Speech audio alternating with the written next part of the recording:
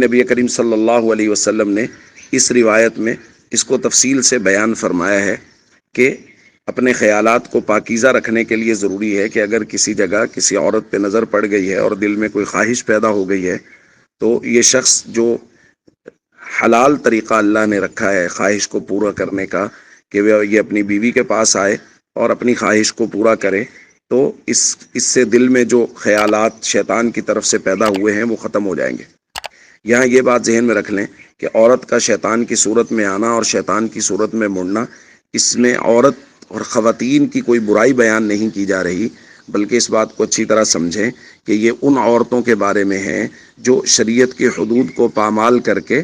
بغیر پردے کے گھر سے باہر نکلتی ہیں، کہ بغیر پردے کے جب کوئی عورت باہر نکلتی ہے تو یقیناً وہ شیطان ہی کی صورت میں ہے، کیونکہ وہ شیطان کی بات مان رہی ہے، وہ اللہ اور اس کے رسول کے طریقے کے مطابق بات نہیں کر رہی ہے، عبایا کے بغیر یا حجاب کے بغیر گھر سے باہر نکلی ہے تو لوگ ظاہر اس کی طرف دیکھ رہے ہیں، اور اس کی وجہ سے یہ نبی پاک صلی اللہ علیہ وسلم نے تعبیر فرمائی ہے کہ یہ شیطان کی صورت میں نکلی ہے۔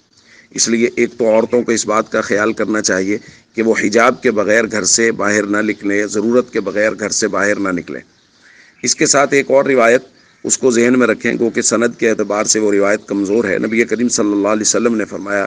ما من مسلم ينظر الى محاسن امرات، جو شخص کسی عورت کے محاسن کو پہلی مرتبہ دیکھے، ثم یغض بصرہ، لیکن فوراً ہی اپنی نظر کو جھکا لے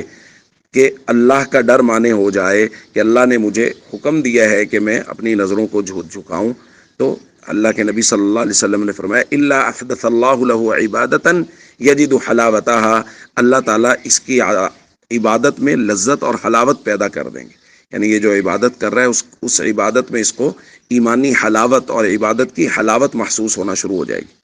اس لیے ہم سب کو چاہیے اپنے نظروں کی حفاظت کریں، خواتین کو چاہیے وہ بلا ضرورت اور بغیر شرعی حکم کے، بغیر حجاب کے گھر سے باہر نہ نکلیں، تاکہ معاشرے میں پاک دامنی کا اضافہ ہو اور خیالات دن بدن پاکیزہ ہوتے چلے جائیں۔